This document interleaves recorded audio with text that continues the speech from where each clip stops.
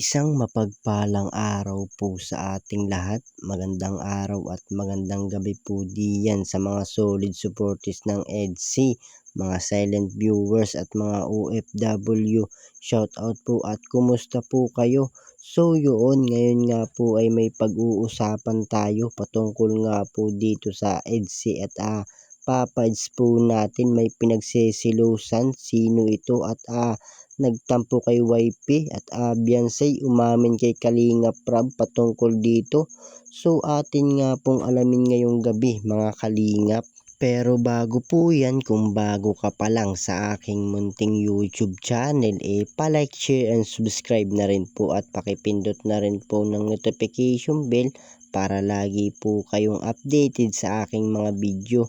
At paalala rin po bago po tayo magbigay ng ating mga opinion at komento, tapusin po muna natin ang kabuuan ng video para alam po natin ang ating i-comment mga kalingap. At suportahan din po natin ang mag-ama na matubang at napakaganda nga naman po ng pinapakita nila sa atin at mga pagbibigay saya at tulong sa ating mga kababayan.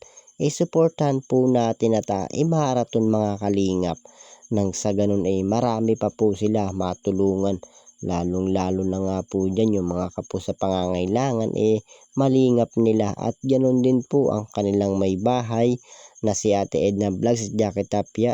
Huwag po sana tayo magsasawang sumuporta mga kalingap. At so yun, Papa Eds may pinagsisilusan pala sino ito at nagtampo kay YP at Beyonce po natin may inamin kay Kalinga Prab patungkol dito.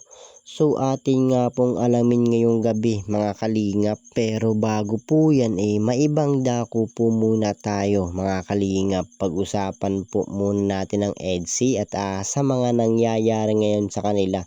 So Beyonce po natin kinawawa nga po sa Facebook group at may nagpost nga po na may kasama itong si Beyonce na lalaki. So talagang kawawa na nga po itong si Beyonce natin mga kalingap at kahit nga rin po ang magulang ni Beyonce naawa nga rin po dito kay Beyonce at wala nga po silang magawa para nga po ipagtanggol ang kanilang anak. So payo nga lang po ng magulang ni Beyonce wag na lang daw pansinin at baliwalain na lang daw ang mga sinasabi nila.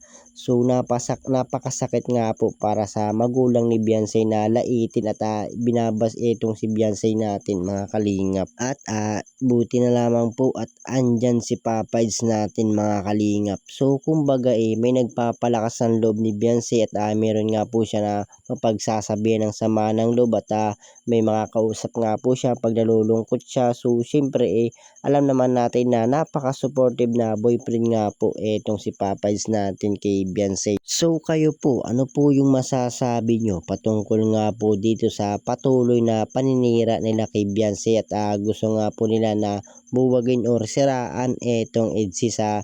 So papayag po ba kayo na masira or mabuwag itong EDC natin mga kalingap? So para sa akin wag na lang po nating pansinin yung mga ganyang tao at wag na lang po sana tayo basta-basta magtitiwala sa mga bashers at lalo na nga po sa kumakalat na pictures patungkol nga po kay Beyonce at lalo na nga po sa mga reactor natin dyan ng kalingap sana wag na lang po nating patulan at para hindi na nga po lumala pa at matigil na nga po ang pangbabash nila sa kalingap. At so yun, balik na nga po tayo dito sa ating topic ngayong gabi.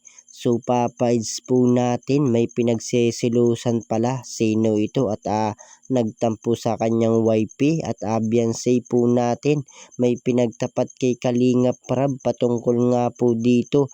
So atin nga pong alamin ngayong gabi mga kalingap. So usap-usapan nga po ngayon na may boyfriend nga daw po etong si Beyonce at nagtatampong araw po etong si Papads natin dahil nga rin po sa mga kumakalat na pictures at may kahalikan nga raw po etong si Beyonce natin mga kalingap. So alam naman po natin na hindi po talaga magpapadala si Papads sa mga ganyan tukso upang magselos at alam din po natin na yung mga gumagawa nga po niyan mga bashers ng Kalingap. So hindi po magagawa ni Papa Eds na magselos at wala naman po dapat ikaselos mga Kalingap. At Beyonce po natin nagsabi nga po kay Kalingap Rab na hindi naman po totoo yung mga kumakalat na issue patungkol nga po sa kanya at hindi naman daw po niya kayang gawin yung mga ganyang bagay. At isa pa po dyan mga Kalingap hindi nga raw po bibigyan ni Beyonce ng kahihiyan ang Kalingap at nire-respeto nga raw po niya ang Kalingap. So talagang napakabait nga po netong si Beyonce natin mga Kalingap at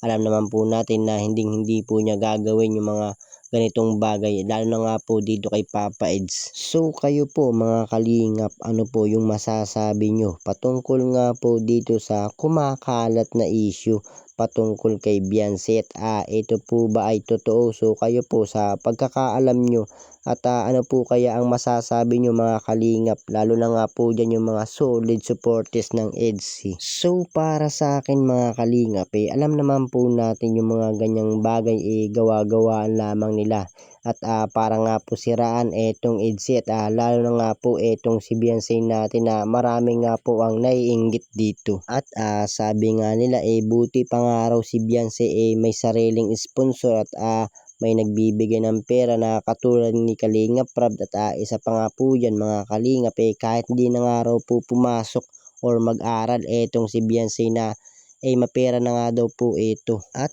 yung ibang naman po sinasabi nila na mag-vlog na lang daw etong si Beyonce at alam nila na sisikat nga raw po ito. So para sa akin mga Kalingap hindi naman po yun kadali at hindi nga rin po yun gagawin ni Beyonce. So napakahirap nga naman po kung gagawin ni Beyonce yung mga ganyang bagay na gusto ng mga viewers at isa pa nga po dyan mga Kalingap nire-respeto nga po ni Beyonce etong si Kalingap Rab. At usap-usapan nga rin po na nagseselos daw etong si Papa Eds sa kumakalat na issue patungkol nga po kay Beyonce na may boyfriend nga daw.